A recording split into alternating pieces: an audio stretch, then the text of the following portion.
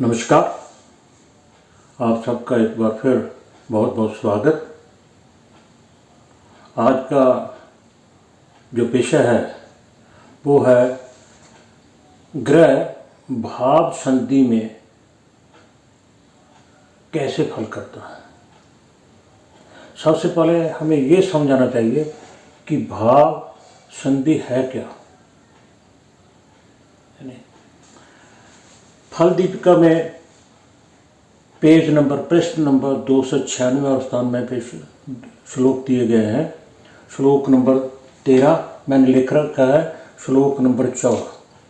दोनों श्लोकों में आप फल दीपिका की पुस्तक में पन्ना नंबर 296 स्थान पर जाकर देख सकते हैं।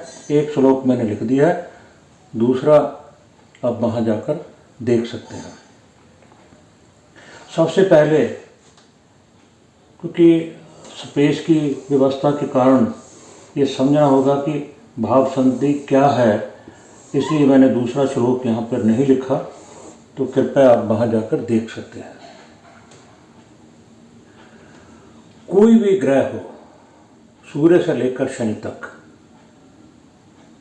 जब वो भाव संधि पे होता है तो फल कैसा करता है। प्रश्न ये है, यानी यहाँ भी लिखा स्व उच्च स्व क्षेत्रे गतो गहेंद्र, ये श्लोक लिखा है। षड बलम बलम निवंतो अपि संतोस्थिति सन फलाप्रद स्यात् एवं विचिंत्रियत वेद द्विपाक्य। श्लोक आप वहाँ जाकर देख सकते हैं, मैं आपको इसका भावार्थ बता रहा हूँ। पहले भाव संधि समझिए। जब कोई ग्रह, मान लीजिए सूर्य ही है, सूर्य लगन में 0 अंश का है। कितने अंश का? 0 अंश का है। 0 अंश का क्या अर्थ हुआ? सूर्य पहले द्वादश भाव में था, वो लगन में प्रवेश कर रहा है, मगर 0 अंश पे है, तो भाव जब तब्दील हो रहा है, इधर से 30 अंश खत्म हो रहे हैं और उधर से दूसरे भाव के अंश बढ़ रहे हैं। दोनों के बीच जो 0 अंश है, 0 अंश पर है, तो इसका 30 के बाद 0, 0 के बाद 1, 2, 3, 4 ऐसे। जब 0 अंश पे है तो सूर्य कितना ही बलवान क्यों ना हो, कोई भी ग्रह, सूर्य नहीं, कोई भी ग्रह जब भाव संधि किसे कहते हैं? जब कोई ग्रह 0 अंश पे होता है, यानी एक राशि से दूसरी राशि में प्रवेश किया, मगर अभी उसके अंश जो हैं 0 हैं। आप D1 चार्ट में आम देखने को मिलते हैं ग्रह 0 अंश पे। जब वो भाव संधि, उसे भाव संधि कहते हैं, जब वो कोई भी ग्रह 0 अंश के ऊपर होता है। जो भी ग्रह 0 अंश पे है, भाव संधि पे है, वो चाहे कितना ही बलवान क्यों ना हो, चाहे वो अपनी उच्च राशि में प्रवेश किया हो, चाहे वो अपनी मूल त्रिकोण राशि का हो, चाहे वो दिग्बल हो, चाहे षड्बल में उसको पूर्ण बल प्राप्त हो, कितना ही बलवान क्यों ना हो, मगर वो जिस राशि में प्रवेश किया, ना तो वो उस राशि का फल देगा, ना तो उस भाव का फल देगा, ना ही पिछले भाव का फल देगा। भाव संधि में ग्रह, चाहे सूर्य द्वादश में था और लगन में प्रवेश किया, मगर 0 अंश पर है। 0 अंश का मतलब है वो बॉर्डर पर है, प्रवेश कर रहा है, भाव संधि है। अगर वो 1 अंश का होता या 0 अंश से ऊपर का हो, थोड़ा भी होता, पॉइंट्स में होता, तब भी हम कह सकते थे कि इस भाव में है। अब भाव संधि का अर्थ ही ये होगा कि वो बॉर्डर पर है, 0 अंश है, ना इधर है ना उधर है। चाहे वो यहाँ पे उसकी सिंह राशि होती, चाहे मेष राशि होती,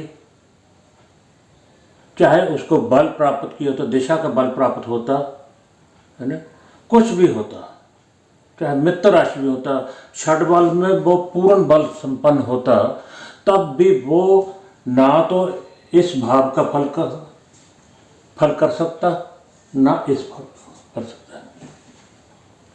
दोनों में से किसी भी भाव का वो फल नहीं देगा। परंतु इसका यह अर्थ ये नहीं कि वो बलहीन हो गया। षड बल में वो पूर्ण संपन्न है, बलवान है, तो वो बाकी के जो उसके नैसर्गिक गुण हैं वो वैसे के वैसे ही रहेंगे। यानी अगर जो उसकी दृष्टि है, जहाँ जहाँ भी उसकी दृष्टि पड़ती है, जिस ग्रह की भी कोई, जैसे मंगल, गुरु और शनि की 3-3 दृष्टियाँ हैं, अगर वो भाव संधि पे हैं तो जहाँ जहाँ भी उसकी दृष्टि होगी वो उसके साथ पूरा न्याय करेगा, वहाँ वो अपना पूर्ण इफेक्ट देगा, प्रभाव देगा, उसमें कोई कमी नहीं है। अगर कमी है तो भाव संधि वाले 2 राशियाँ, 2 भाव, जिससे निकलकर वो जिस भाव में जा रहा है उन 2 भावों का वो फल नहीं करेगा, चाहे वो कितना ही बलवान क्यों ना हो।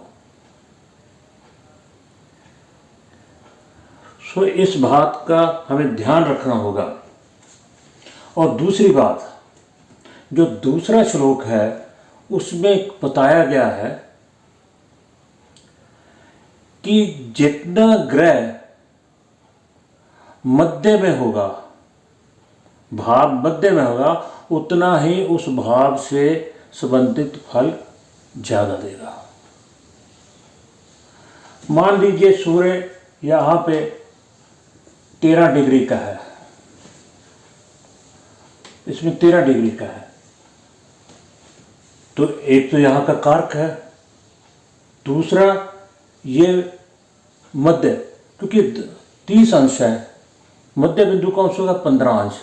जितना वो मध्य बिंदु के भाव के मध्य बिंदु के करीब होगा उतना ही फल वो मजबूती से और अधिक देगा। किसका? जिस भाव में वो बैठा है।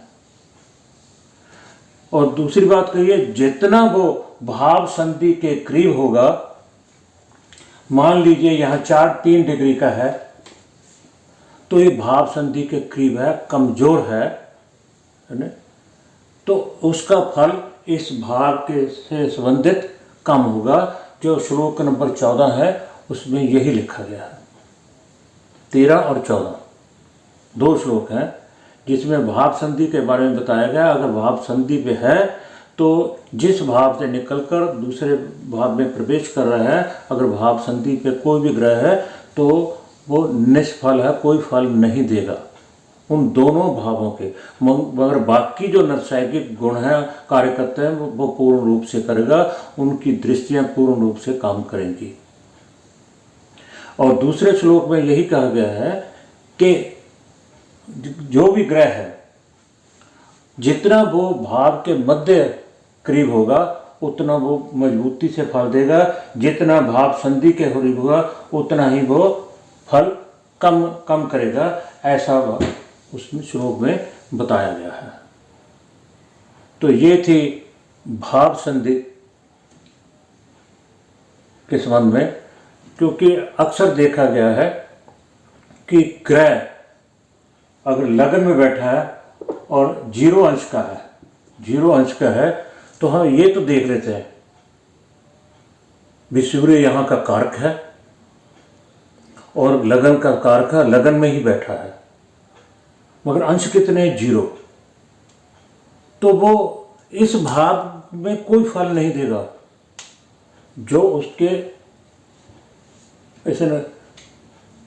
इस संबंधी स्वास्थ्य संबंधी जो फल देने थे वो इस भाव में नहीं करेगा, और ना ही द्वादश भाव का कोई फल करेगा। तो उस समय हमें ये देख लेना चाहिए। मैं पिछले 3-4 पाठ से ये लगातार बात करता आ रहा हूँ अंश की। अंश जरूर देखिएगा। जैसे गोचर की बात की थी, 0 से 10 अंश, 11 से 20, 20 से 21 से 30, मध्य पिछले भाग में कौन से फल विशेष फल देते हैं, तो उन बातों में ये अंशों का बहुत महत्व है। नंगी आंख से ये तो दिखता है कि ग्रह इस भाव में है, मगर कितने अंश में है, उसमें बल कितना है। बाकी ग्रहों की अवस्था के में जो है चर्चा करेंगे, और 0 से लेकर 3 अंश तक है, या 0 से 5 तक है, 5 से 10 तक है, और उनकी क्या अवस्था है, वो कितना मजबूत है, कौन सी अवस्था है, कितना फल है, ये सारी बातें हमें जान लेनी चाहिए। फल कथन करने से पहले छोटी छोटी बातें होती हैं जिनसे फल कथन में बहुत मजबूती आती है, अगर छोटी छोटी बातों का ध्यान रखते हैं। सो इस पाठ में इतना ही।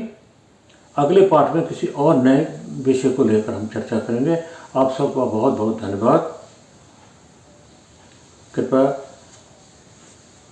जो पाठ है क्रम से देखते रहिएगा। धन्यवाद।